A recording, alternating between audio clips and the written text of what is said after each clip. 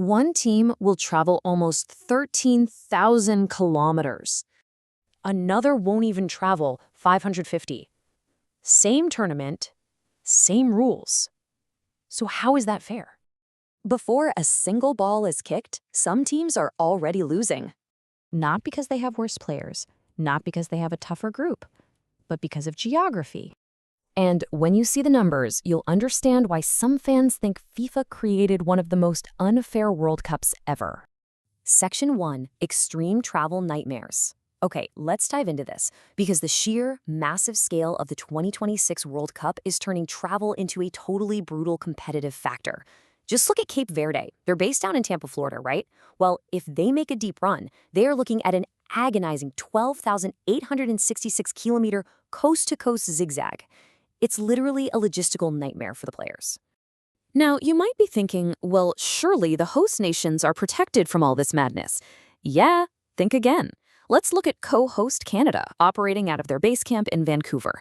If they win their group, they face a somewhat manageable 8,166 kilometers of travel. But if they slip up and finish second, wow, their route explodes to a completely astonishing 14,603 kilometers. This path drags them through some absolutely punishing long-haul transitions. We're talking down to LA, over to Houston, all the way up to Boston, back down to Dallas, and finally to New York. That brutal second-place schedule, it entirely wipes out any host advantage they might have had. And the chaos doesn't stop there. Think about the completely diverse types of physical strain being placed on these teams. Take Algeria, for example. They're based out of the University of Kansas in Lawrence. Their route demands over 11,000 kilometers of cross-country ping-pong. We are talking about repeated coast-to-coast jumps that are going to create an absolute circadian nightmare for the players' internal clocks. Then you have Colombia. They're situated down at Academia Talis FC in Guadalajara, Mexico. Their 12,225-kilometer route involves constant, jarring swings across completely different geographic regions. So they aren't just fighting jet lag, they're enduring brutal climate shock, literally shifting wildly between dry heat, insane humidity, and varying altitudes week after week. Section 2, the altitude trap. Because, distance is really only half the investigative puzzle in this explainer. The sheer mileage is staggering, for sure, but the real hidden advantage that we need to talk about, that's elevation. So the crucial point is that where a team sleeps and trains every single day dictates their physiological readiness. Teams that perfectly adapted by selecting high-altitude base camps, like Mexico at the CAR facility in Mexico City, are gaining a massive edge. Living at 2,200 meters above sea level means their bodies are actively acclimatizing to thinner air, organically boosting their cardiovascular endurance for every single match they play. To truly understand how devastating this can be for the opposition, we just need to look at Group A. You've got Mexico, perfectly adapted at high altitude in Mexico City. Their group opponent, South Africa, is doing the exact same thing, basing themselves in Pachuca at 2,400 meters. But then you have the Czech Republic. They're stuck training at sea level in Dallas, Texas. The Czechs are walking straight into a massive, invisible high-altitude trap against teams that are already completely acclimatized to those conditions. And if you're wondering how they let this happen, well, it wasn't on purpose. Because the Czech Republic was a late qualifier coming through the European playoffs, all the best base camp facilities were already snatched up. They had super limited, low-altitude options left in the catalog, and ultimately, they were forced to set up camp at Mansfield Multipurpose Stadium in Texas. Through absolutely no faults of their players, their late qualification locked them into a low-altitude base. It leaves them severely physically disadvantaged against their perfectly adapted group stage opponents.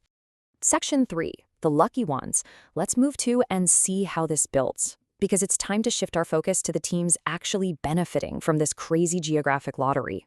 5,188. That is the absolute maximum distance Mexico will travel if they win their group and make it all the way to the final. They hold the most compact, localized route of any major team in the entire tournament, meaning essentially zero group stage travel. This perfectly demonstrates a massive, heavily built-in host advantage that protects their players' legs, all while their competitors are literally spending entire days trapped on airplanes. And it's definitely not just the host nations benefiting here. Take France and Panama. France secured an incredibly comfy base camp at Bentley University near Boston. And the totally brilliant part of this strategy, their final group game is scheduled right down the road at Gillette Stadium in Foxborough. They require exactly zero travel for that match. If France wins their group, their total tournament travel is just over 6,000 kilometers, keeping them primarily clustered up in the Northeast. Meanwhile, Panama enjoys a super tightly grouped 8,146-kilometer schedule operating out of their Nottawasaga training site up in Ontario, Canada. It just goes to show, smart planning equals fresh legs.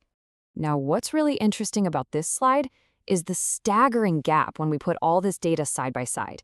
You have Mexico barely clearing 5,000 kilometers, France hovering around 6,000, and then you have Cape Verde at almost 13,000 kilometers.